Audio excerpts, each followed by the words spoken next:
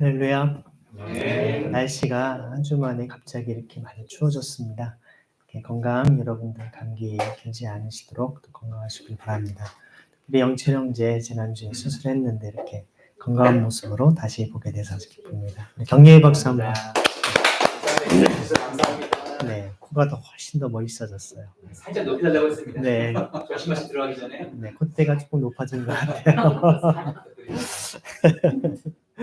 네, 감사합니다. 오늘 우리가 함께 나눌 이 말씀은 나봇의 포도원, 여러분이 많이 이렇게 알고 계신 이야기입니다. 나봇이라고 하는 농부하고 또 그리고 이 나봇의 포도원을 뺏은 사람이 그냥 한 개인이 아니라 왕이었습니다. 북이스라엘의 그 아합 왕이라고 하는 아합이었고요. 또 사실 왕은 자기가 처음에 제안을 했다가 안 되니까 와서 끙끙 앓았어요. 어떻게 보면 되게 유약한 왕처럼 느끼기 쉬운 그런 모습인데요. 반면에 그 아내인 이세벨이 와서는 내가 해결하겠다고 하고서는 나봇을 죽이고 결국 남편한테 이제 내가 그 땅을 뺏었으니까 취하라고 얘기를 합니다.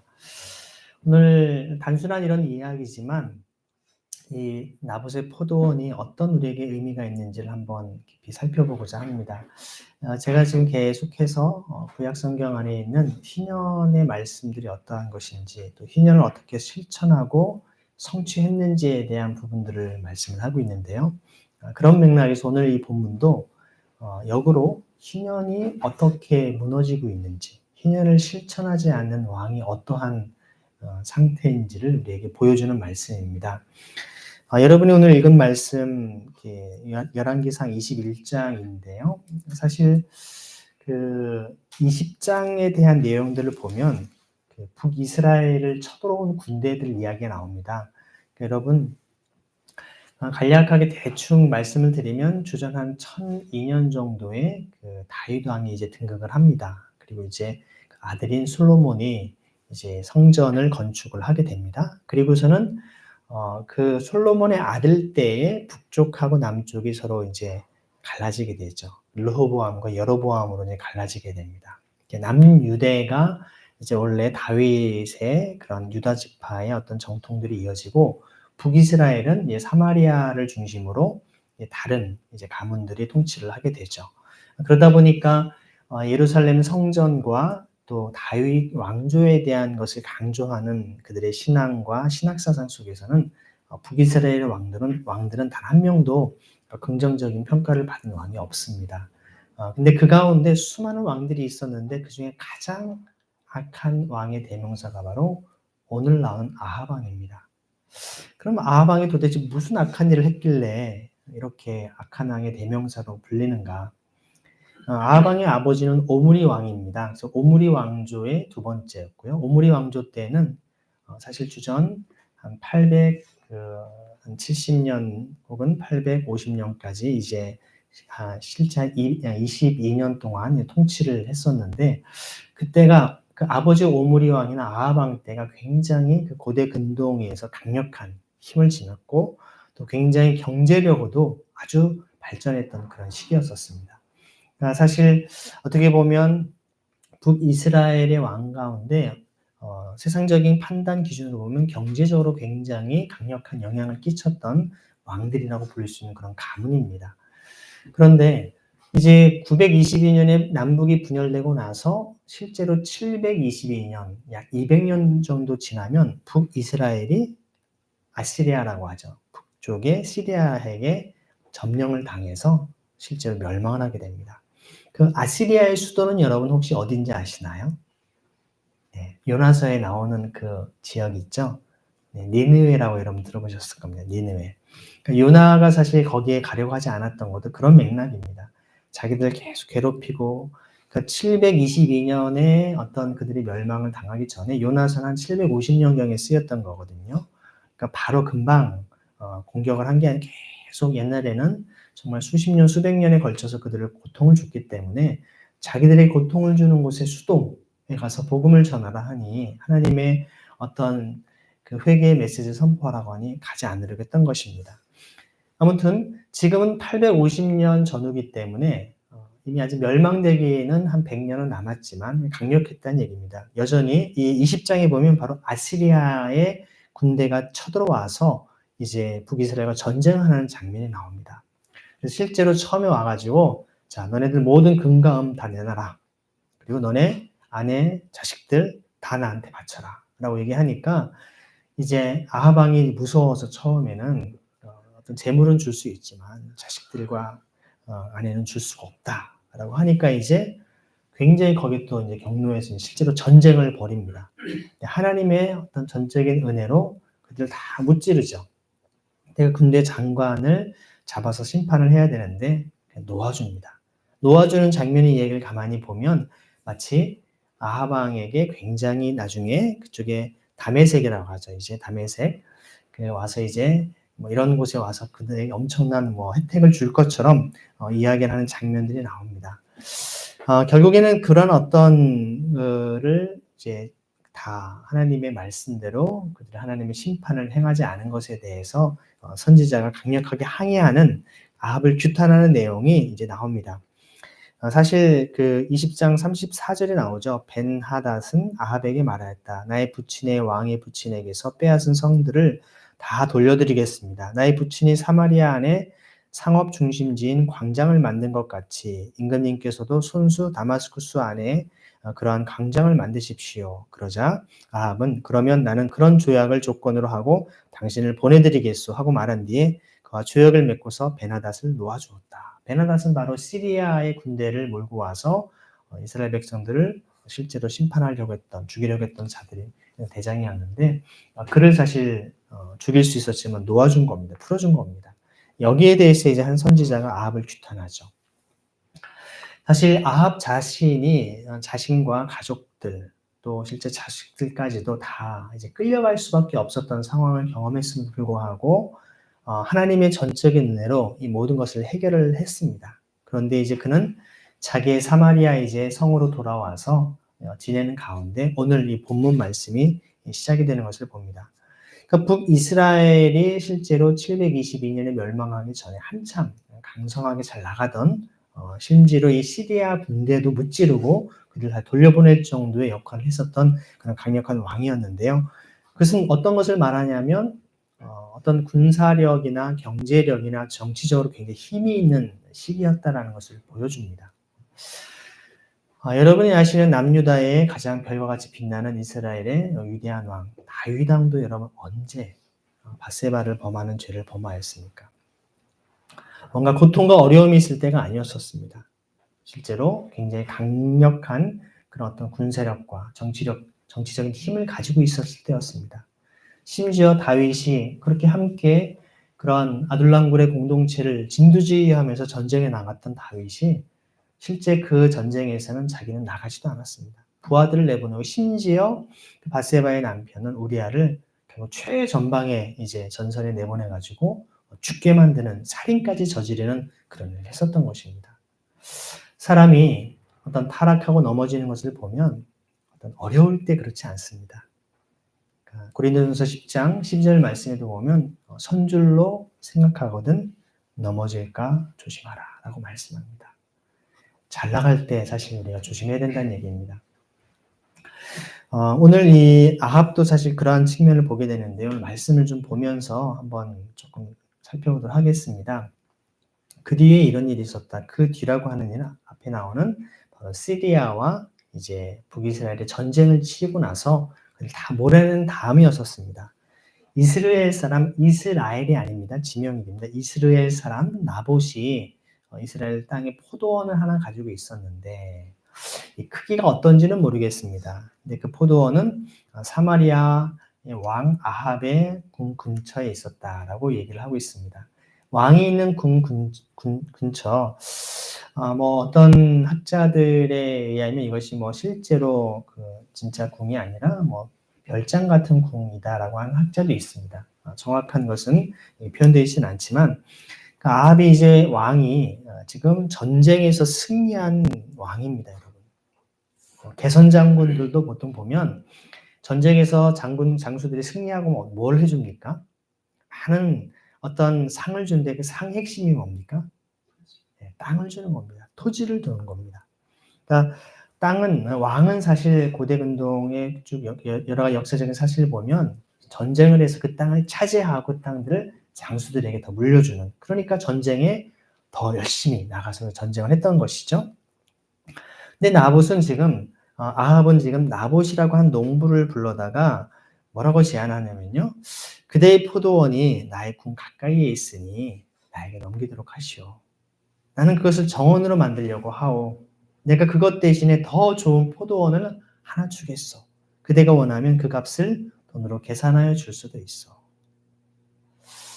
자, 한번 생각해 보십시오. 오늘 이 아합 왕이 나봇에게 제안한 게 오늘날 우리 자본주의 경제 체제 시스템에서 잘못된 거 있습니까?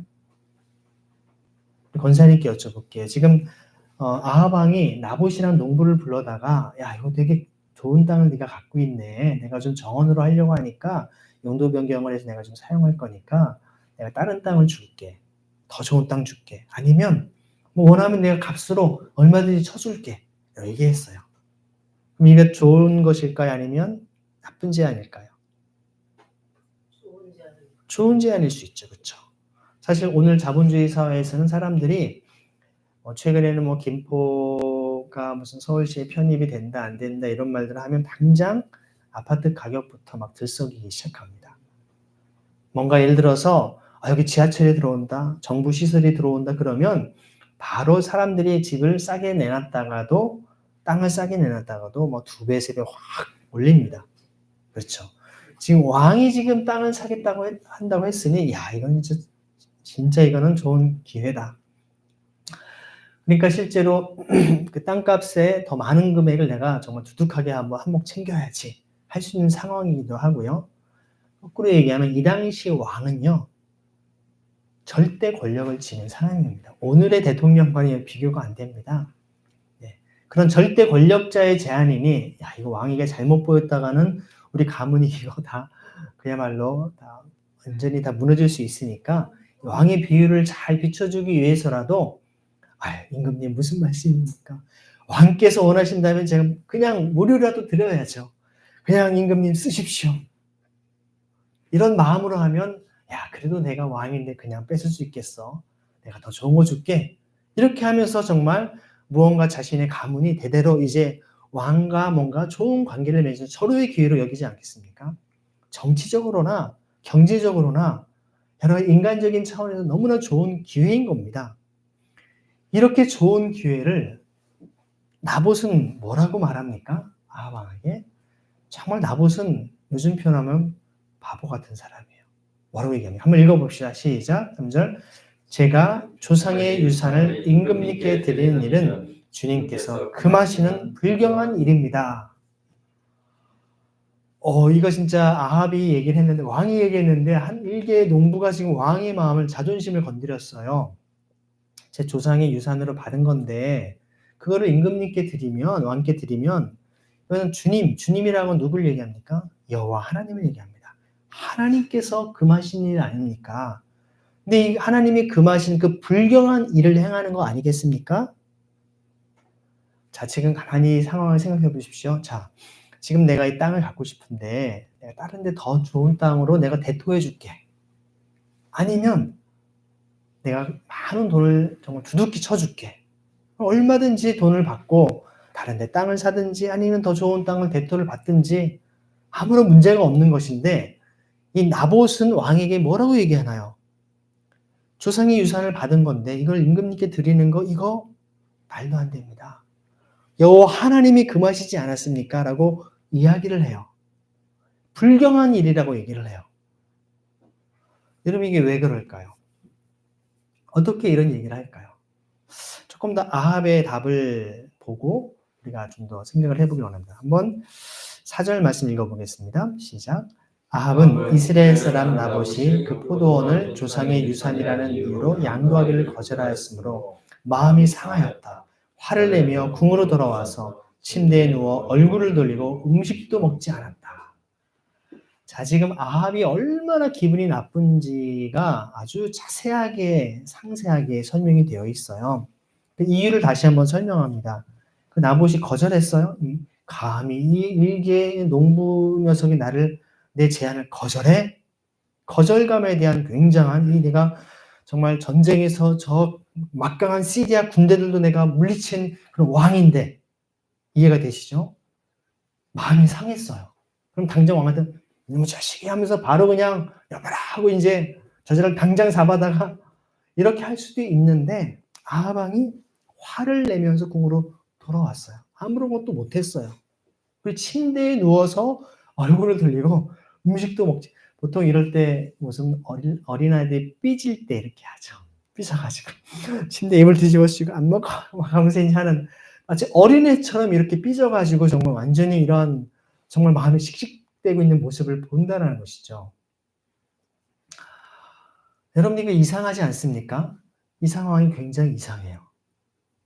오늘날 자본주의 사회에서는 당연하게 왕이 제안해서 이렇게 했으면 아니 이게 두 사람이 정말 정신이 나갔지 어떻게 저렇게 좋은 제안을 뿌리치고 저렇게 왕에게 근데 지금 아합 왕이 이런 모든 상황 속에서 화를 내고 마음이 상해가지고 정말 얼굴도 정말 음식도 먹지 않는 이런 소위 단식까지 하는 이런 이유가 뭡니까?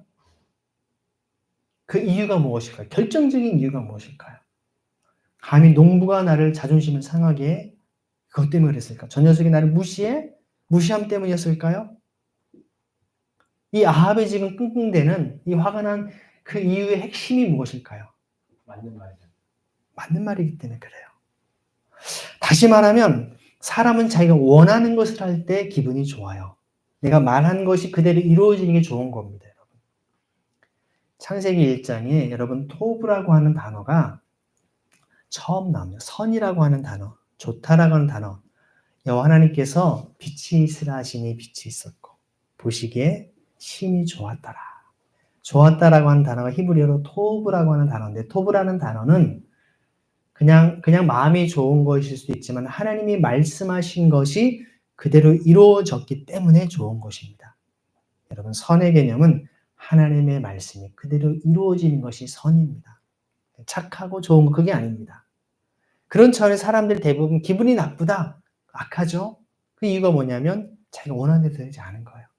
자기가 원하는 것이 있는데 그것을 갖지 못해서 지금 여러분 왕은 전 국토를 다 통치하고 다스린 자기 모든 자신의 권력과 엄청난 부귀영화를 지닌 자입니다. 근데 그 농부의 그 하나를 포도원을 뺏지 못해가지고 지금 아주 분이 나 있죠.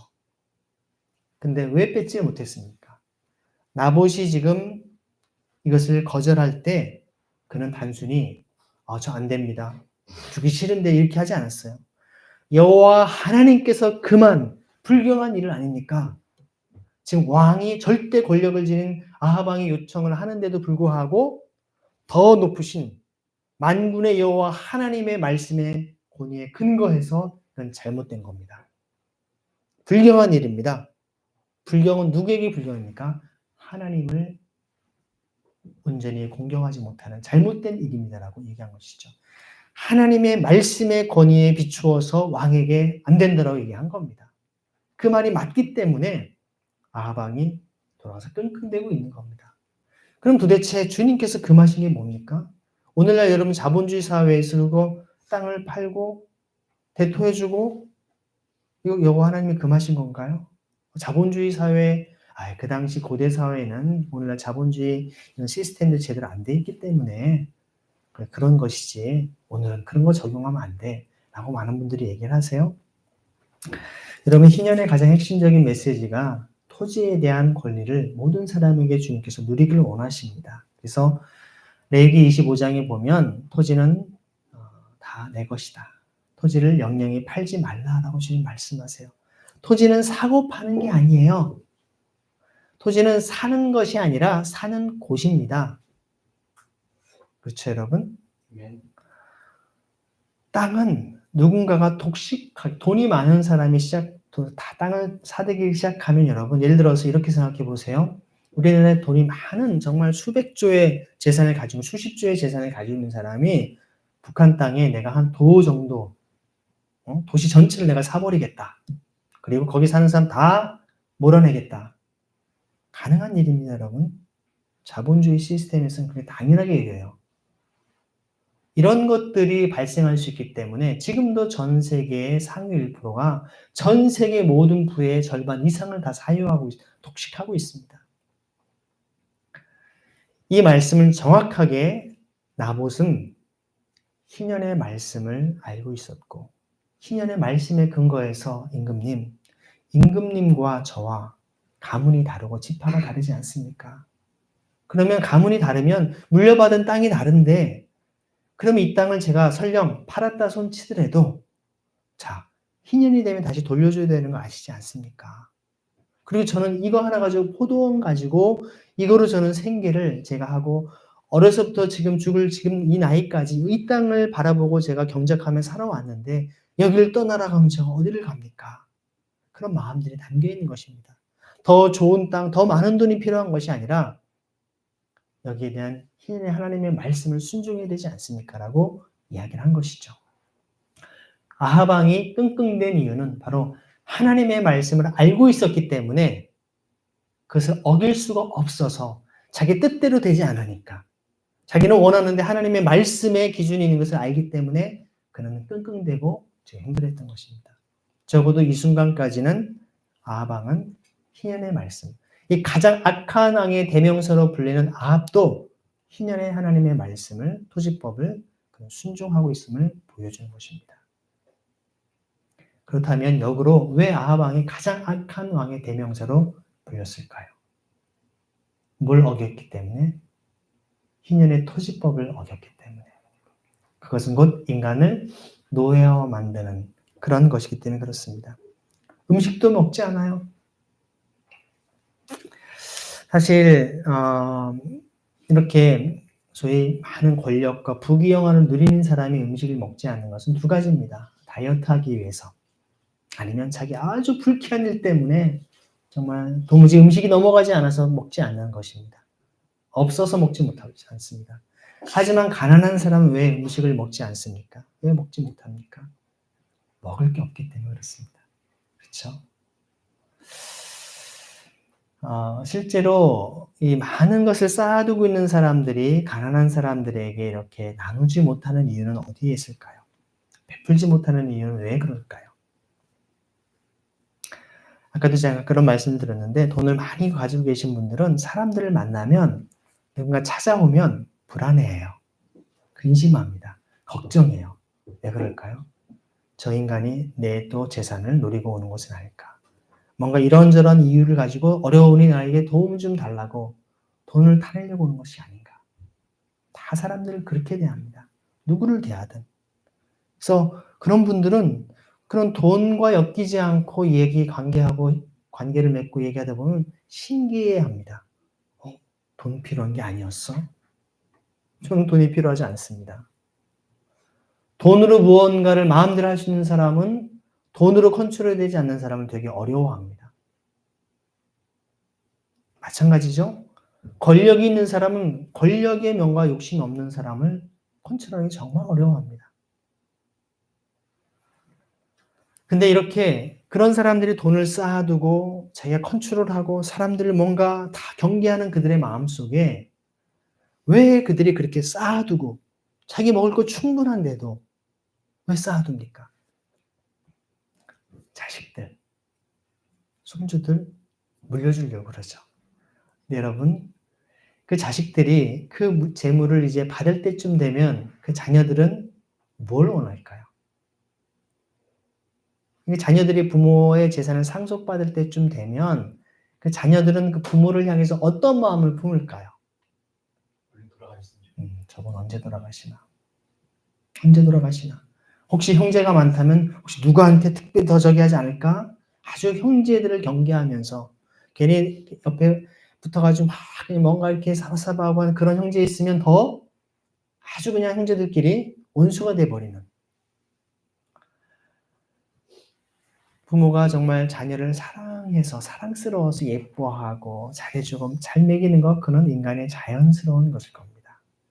그런데 그 많은 재산과 재물을 물려주리라고 생각하고서 이제 나이가 들어서 있을 때는 그 자식들이 자기에게 잘해줄 것이라고 기대하기는커녕 오히려 그는 언제 저 부모가 죽나 기다리고 있다는 그런 자식들을 위해서 쌓아두고 있는 것 어리석은 일이라고 초대 교부들은 이야기를 합니다. 자, 그러한 상황에서 이제 이세벨이 나타납니다. 아내가 나타나죠. 이세벨은 바알을 숭배하던 이방 여인이었습니다.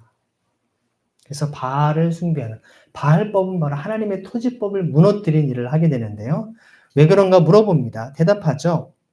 내가 이스라엘 사람 나봇에게 그의 포도원을 내게 넘겨주면 그 값을 돈으로 계산해 주든지 그가 원하면 그 대신 다른 포도원을 주든지 하겠다고 했는데 그는 자기의 포도원을 내게 줄 수가 없다 하였어.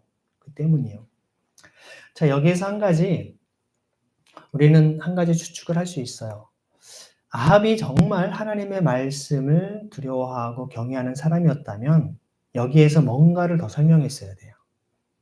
이세벨에게. 이세벨이 지금 이방 여인이란 말이에요. 바알법을 숭배하고 하나님의 말씀을 제대로 알지 못하는 사람일 수 있기 때문에 그런데 우리 구약의 희년법, 그때는 구약이라 하지 않았겠죠? 하나님의 말씀의 희년의 토지법을 보면 조상 대대로 물려받은 땅은 희년의 원리에서 팔 수 없다고 했기 때문에 그가 그 하나님의 말씀을 가지고 나한테 안 된다고 해서 내가 지금 흥흥거리고 있다 라고 하면 아마 이세벨도 더 이상 뭔가 안 나갔을 수도 있어요. 근데 그 얘기는 싹 빼버렸습니다. 하나님의 말씀 때문에 자기가 지금 마음이 이렇게 상했다라는 것을 이야기하지 않았어요. 그 인간이 지금 나한테 안 팔았다. 그거에 초점.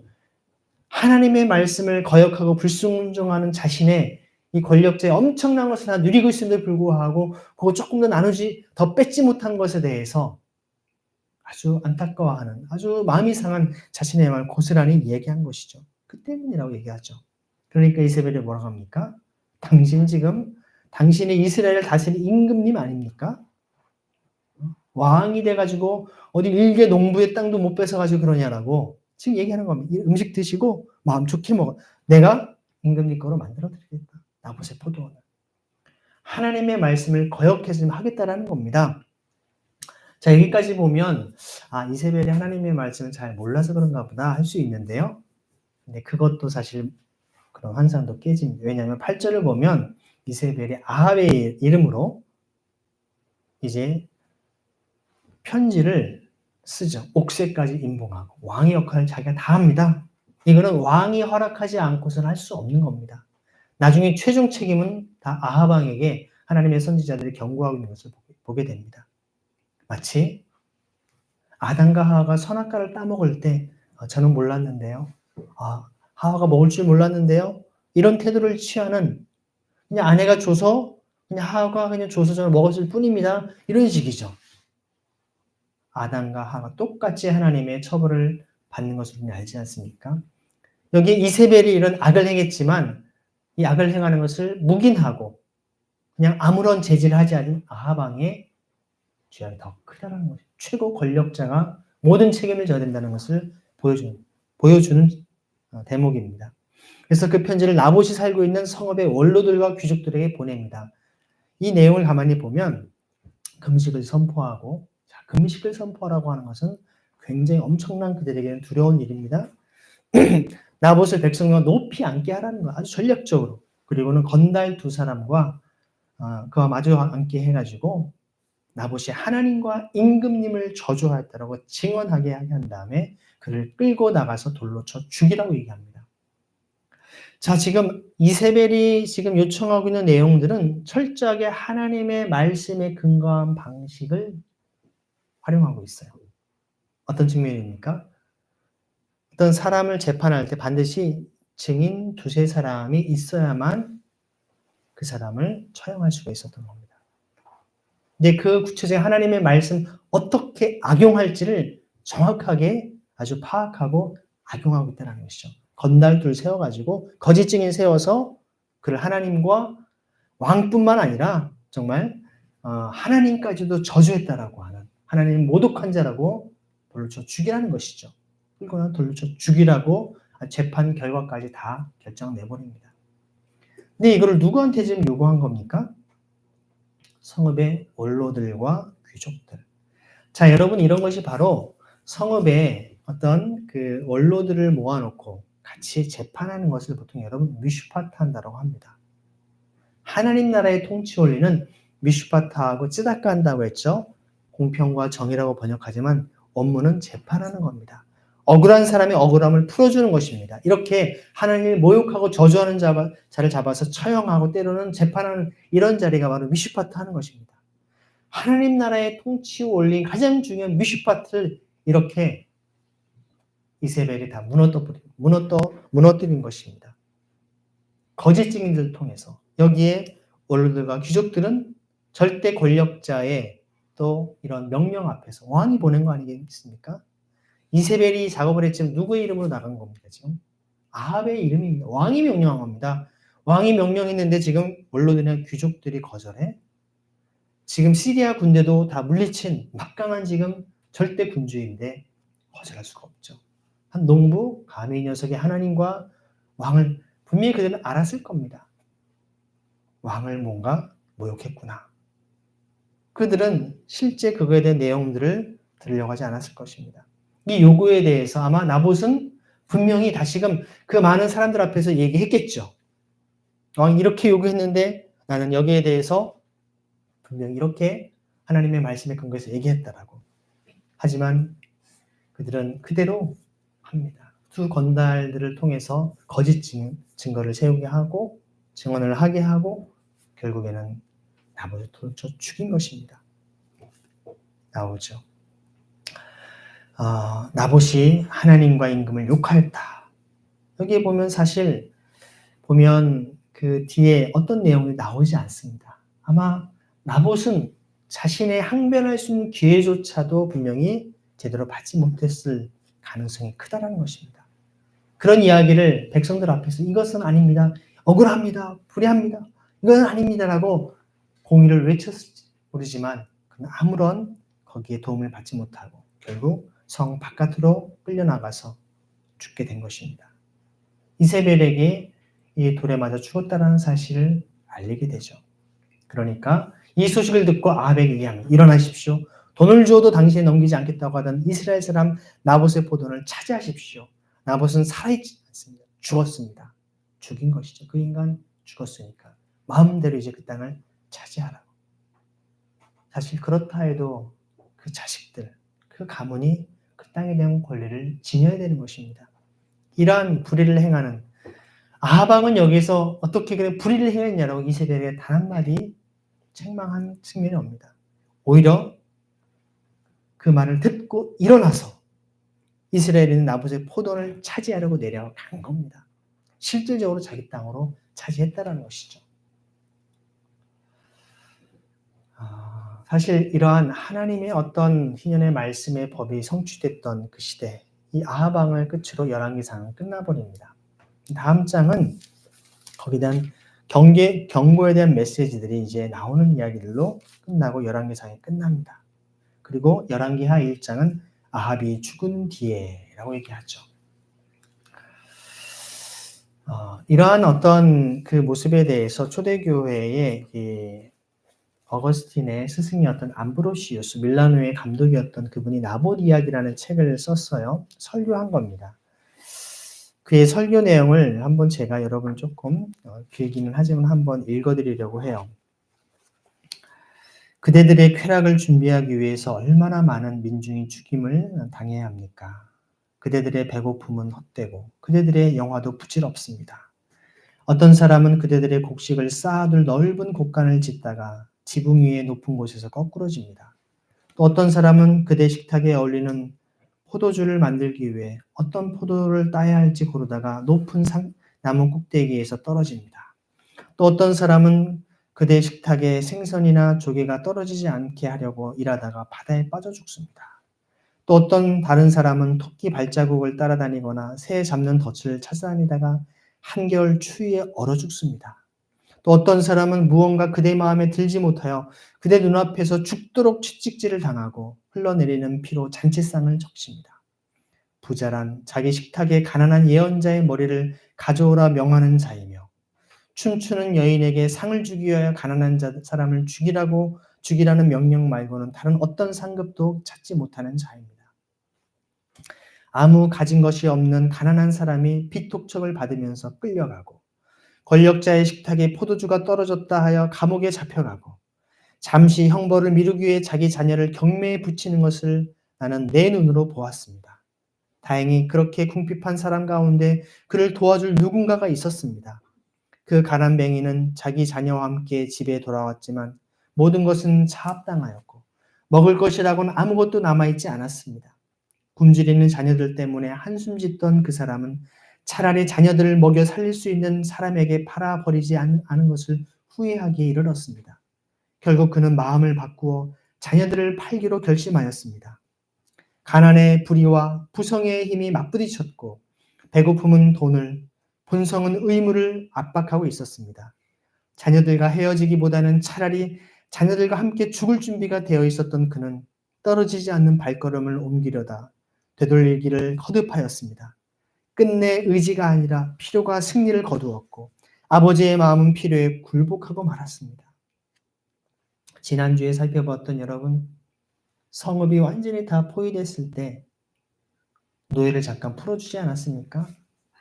노예를 풀어줬지만 여러분, 그 시디기야 왕의 정말 자식들이 죽임을 당하고 두 눈이 뽑히기 전에 잠시 희년을 실천했던 것 같지만 다시 그들을 종살이로 빚으로 독촉해서 노예를 만들지 않습니까? 오늘의 말씀은 실제 그런 일이 벌어지고 있는 시대를 살았던 암브로시우스, 그 교회 지도자가 그들의 마음을 아주 절절하게 얘기합니다. 이렇게 얘기합니다.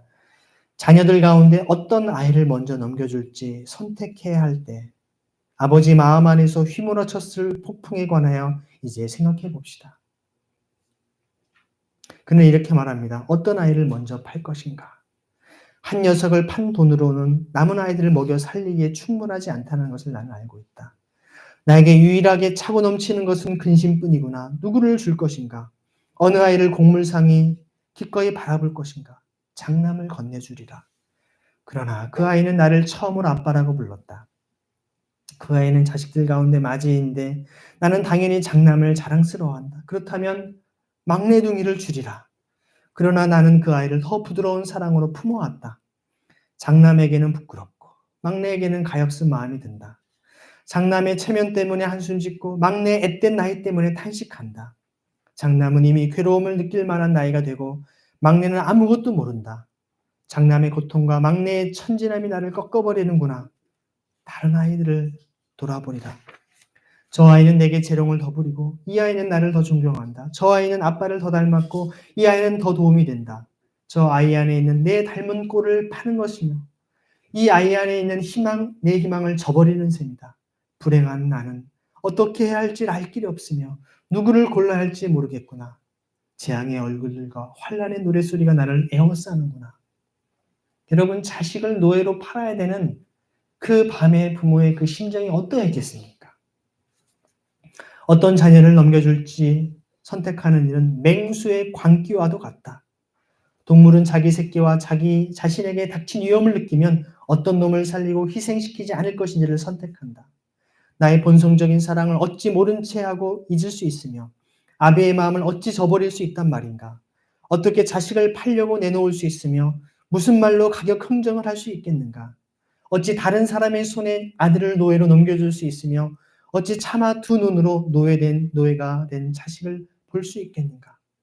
떠나가는 아이에게 어떤 입맞춤으로 안녕이라고 인사할 수 있으며 어떤 말로 내 행위를 변명할 수 있으라.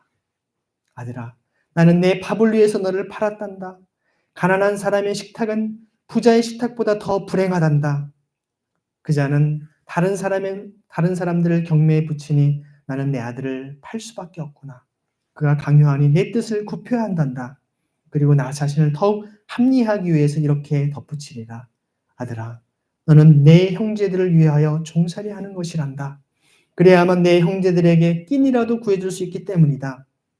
요셉도 자기 형제들에게 의해 노예로 팔려갔지만 훗날 형제들과 자기 아버지를 먹여 살렸단다. 그 아이가 대답할 것이다.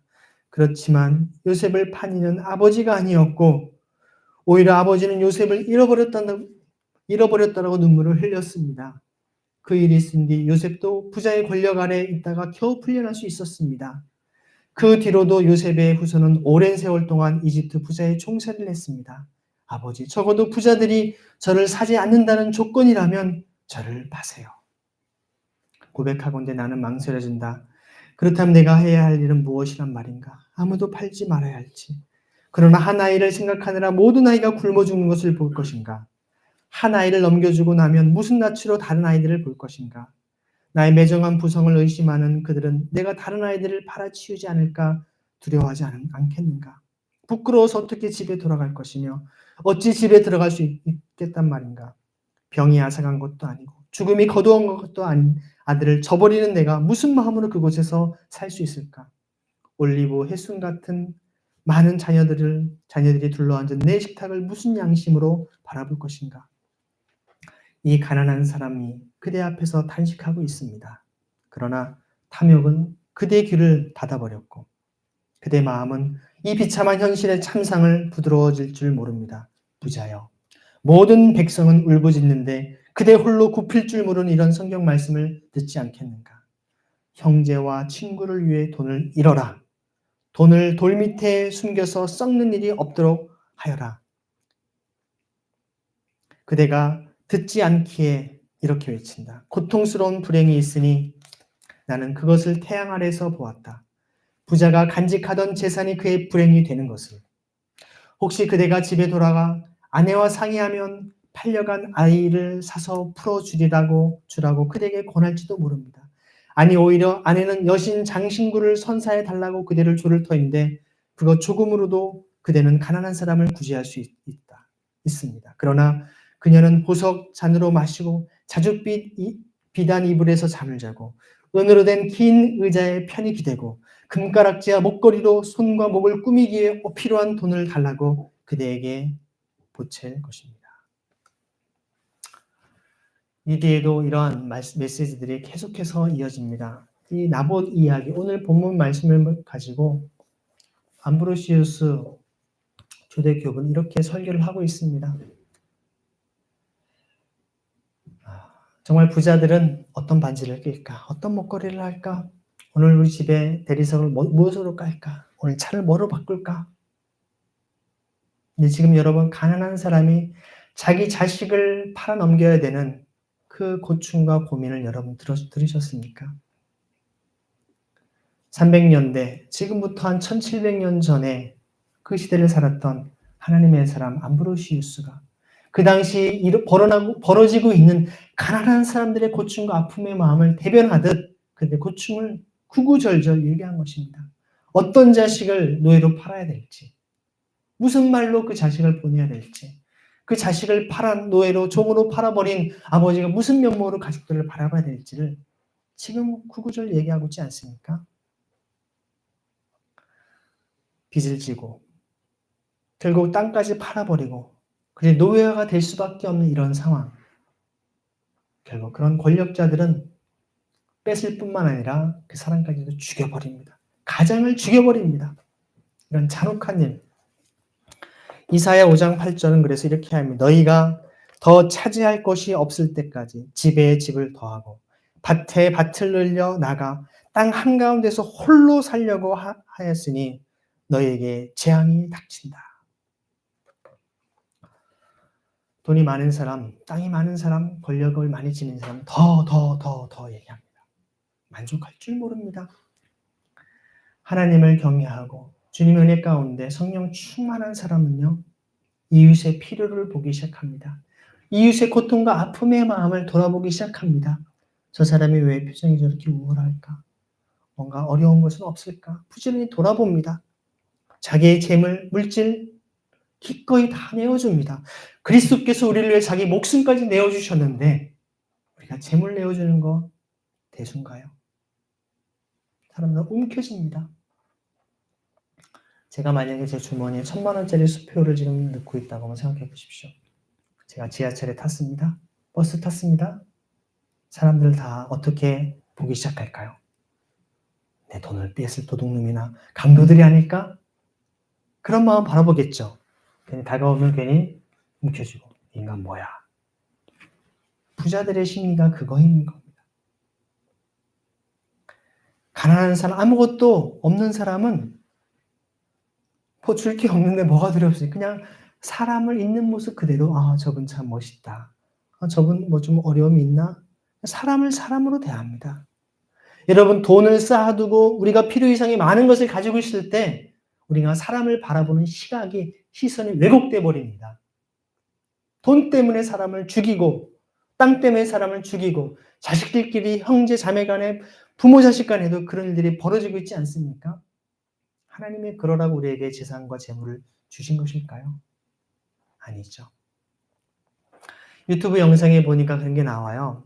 어떤 사람이 지나가면서 저한테 한 10달러만 달라고, 한 1달러만 달라고 얘기하는데요. 부자들은 하나같이 막 욕을 하고 화를 내고 어떤 사람 때리기까지 합니다. 영상을 찍는데 저 멀리서. 가난한 사람, 노숙자분들은요. 자기가 구걸해서 얻은 돈을 그냥 줍니다. 이유 없이 다. 신기하죠, 사람의 마음에는요. 그냥 자기가 절박하고 고통스러움을 경험했기 때문에 이 사람이 무언가 어려움을 당해서 그런가 보다. 어제 제 아내하고 잠깐 점심을 먹고 옆에 이제 은행에 이렇게 ATM 가서 약간 헌금을 뽑으려고 이제 필요한 것들 뽑으려고 갔어요. 근데 아내가 그 얘기는 그 장소에 그 일이 있었대요. 며칠 전에 이렇게 돈을 뽑고 있는데 어떤 허름한 여자분이 오셔서 좀 뭐 16,000원인가 17,000원인가를 조금 좀 빌려달라는 식으로 주실 수 없냐라고. 근데 거기에 또 이게 중학생인지 또 아이들이 또 이렇게 약간 껄렁껄렁한 학생들이 있었나 봐요. 그 주지 마세요. 그 주지 마세요. 그러더래요. 근데 제가 아내가 이제 그때 뭐 이렇게 1,000원짜리 안 했으니까 2만 원을 그냥 기꺼이 줬대요. 주고서 필요가 있으셨겠지 하고서 저분도 뭔가 사정이 있겠지 하고 아이들한테 얘기하고 나왔다라는데요. 무언가 어떤 필요가 있으니까 절박한 심정이 있으니까 물론 그 사람이 상습적으로 그럴 수도 있을 것입니다. 그렇다 할지라도 사람이 사람을 믿어야죠. 제가 최근에 숭실대학교 소우르 채플과 선교센터 어떤 여러 가지 새로운 세팅을 좀 해나가는 과정에 학원 선교사님들이라든지 유학생 사역들 여러 가지를 위해서 교회들의 후원을 요청하고 직접 어떤 찾아가기도 하고 전화도 하고 편지하기도 합니다. 그런데 이제 그분들의 반응은 되게 부담스러워하죠. 이게 놀라운 사실은요. 교회 규모가 크면 클수록 아예 답장도 하지 않고요. 그런 어떤 재정적인 후원의 요청에 대해서 완전히 어렵다. 이런저런 핑계로 전혀 지원하지 않습니다. 저희처럼 개척한 교회도 얼마라도 단돈 10만 원이라도 정기적으로 후원하고 하겠다고 하는데 어려운 교회들은 오히려 도움 주려고 해요. 규모가 수천 명, 수만 명 되는 교회인데 전혀 단돈 10,000원도 단돈 10만 원도 후원하지 않습니다.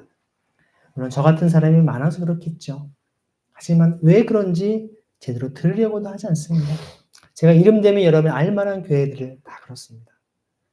제가 그래서 숭실대 교목실장님과 제가 직접 가서 설명도 드리고 같이 기도 요청을 드리겠습니다. 오지 말라는 거예요. 바쁘다라는 거예요. 만날 시간 없다라는 만나주시지도 않습니다. 제가 그냥 어떤 개인도 아닌 학교를 대표해서 저도 신학 교수이고 목사이고 실제로 학교를 대표해서 찾아뵙겠다라고 했음에도 불구하고 만나주시지 않습니다. 그럼 여러분 정말로 가난하고 절박한 사람들이 가면 어떻게 할까요? 푼돈, 돈 10,000원, 몇천 원 손에 쥐어주겠죠. 제가 예전에 전도사에 있었던 교회에서 노숙자분이 오셔서 제가 주머니에 있는 거 다 털어 3만 원을 드렸어요. 그 관리 집사님이 너무 저한테 화를 내시는 거예요. 전도사님이 그런 식으로 하니까 저런 인간들이 계속 몰려오지 않냐라고 이제 막 주지 말라고 막 그냥 보는 앞에서 막 그러시는 거예요. 네, 주는 것도 욕을 먹습니다. 우리가 지금 어떻게 살아야 될지 오늘 이 말씀 속에서 나는 나봇처럼 이렇게 왕에게 그냥 이렇게 권력자에게 하나님의 말씀에 근거해서 불의합니다라고 얘기하지 않고 그냥 순응하면 그러시죠. 다른 거 받으면 되죠. 주의 은혜를 구하면 되죠. 그런 삶을 살겠다라고 여러분 하며 그냥 조용히 묵묵히 살아가시겠습니까? 아니면 지금 땅을 뺏으면서 엄청난 것을 누리면 더 그제 절박한 것까지 뺏어가고 있는 죄송하지만 지금 이스라엘과 하마스가 그 지경입니다. 가자 지구에 있는 사람들이 6m도 더 되는 6, 7m 되는 장벽 속에 그들은 갇혀 살고 있는 사람들입니다. 가자 지구가 여러분 서울 정도도 안 되는 서울의 3분의 1 크기밖에 안 되는 도시입니다. 거기에 그것도 그들의 또 좁은 공간에 거기에 다 6m, 6, 7m의 엄청난 장벽 속에 갇혀 살고 있는 사람들이었습니다.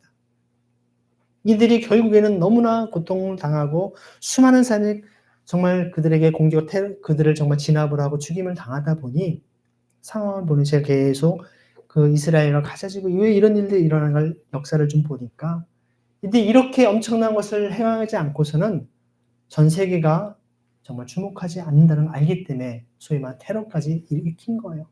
물론 제가 테러를 결코 정당하다라고 말하는 것은 아닙니다. 다 죽이고 있죠. 하마스 무장단체들이 있다라고 하는 빌미를 가지고 어린아이나 여성들 지금 수만 명이 죽었는데요. 다 대부분의 그런 7, 8천 명이 다 여자와 어린아이라고 얘기를 하고 있더라고요. 왜 그럴까요? 결국 최근에 이스라엘의 총리가 얘기한 걸 보면 통치하겠다고 합니다. 땅을 뺏는 겁니다, 여러분. 어릴 때 우리 여러분 땅 따먹기 해보셨죠? 운동장에다가 이렇게 선을 그어놓고 서로 이렇게 돌로 이렇게 세 번에 들어오면 이거 내 땅 해서 어려서부터 땅 따먹기에 대한 땅을 차지할 거에 대한 본능이 있었나 봐요. 근데 그렇지만 그것은 어릴 때 집에 들어갈 시간 되면 다 땅을 지우고 다시 돌아갑니다.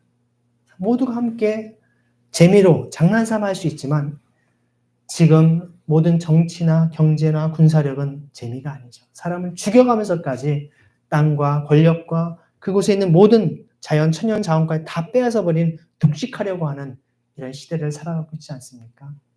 여기에 대해서 왜 교회가, 왜 대한민국 정부는 침묵하고 있습니까? 왜 그리스도인은 여기에 대해서 관심이 없습니까? 그들을 무고한 이들을 죽이는 이상 멈추라고 왜 얘기하지 않습니까? 휴전하는 것마저도 우리 대한민국 정부는 동의하고 있지 않아요. 미국 눈치를 보고 있죠. 미국은 왜 이스라엘이 그런 것에 대해 아무런 얘기를 못합니까? 미국 사회의 대부분의 권력과 힘을 지니고 있는 그 주도 세력들이 이스라엘 사람들이 유대인이기 때문에 그들의 눈치를 보고 있는 것입니다. 여러분 마치 사람 눈치를 보면서 하나님의 말씀과 하나님의 뜻을 우리가 거스리는 삶이 아니라 나봇은 그런 의미에서 순교자였습니다. 하나님의 말씀을 지키기 위해 여호와 하나님이 금하신 불경한 일을 지금 왕이 저에게 요구하고 있지 않습니까? 억울하게 돌에 맞아 죽은 사람이 땅을 뺏기고 모든 것을 빼앗겨버린 하나님께서 최후의 심판 때 나봇의 모든 억울함을 풀어줄 줄을 믿습니다. 아합에 대한 그 모든 불의를 그가 실제 개가 핥아버리는 이세벨도 개가 핥아버리는 그러한 하나님의 심판을 받게 된 것이지만 최후의 심판 때 하나님 모든 공의를 세우시는 분임을 우리는 기억합니다. 오늘 이 자리에 있는 우리의 삶 속에서도 하나님의 말씀과 그 뜻을 따라서 억울한 사람들이 더 이상 억울함으로 고통과 죽음으로 내몰리지 않도록 하나님의 공평과 정의와 사랑을 실천할 수 있는 저 여러분들을 소망합니다. 같이 시간 기도하겠습니다. 하나님 아버지 감사합니다. 오늘 나봇의 포도원 이야기를 통하여서 우리 시대에 벌어지고 있는 잔혹한 그런 불의와 전쟁과 또한 폭력과 강탈과 죄악들이 오늘뿐만 아니라 초대교회에서도 또 수천 년 전인 이러한 나봇의 시대, 아방 시대도 있었을 것을 보게 됩니다. 이 시대 하나님의 토지법이 하나님의 희년의 원리들이 온전히 회복되게 하여 주옵소서. 더 이상 억울한 일이 없도록 억울한 자들이 없도록 주님 은혜를 베푸셔서 우리가 하나님의 공의를 실천하며 또 이 땅에서 벌어지고 있는 모든 자행과 불의에 자행되고 있는 불의와 모든 이 죄악들을 주의 말씀으로 새롭게 하고 변화시킬 수 있도록 우리를 사용하여 주옵소서. 사랑이 많으신 주 예수 그리스도의 이름으로 감사하며 기도드립니다. 아멘.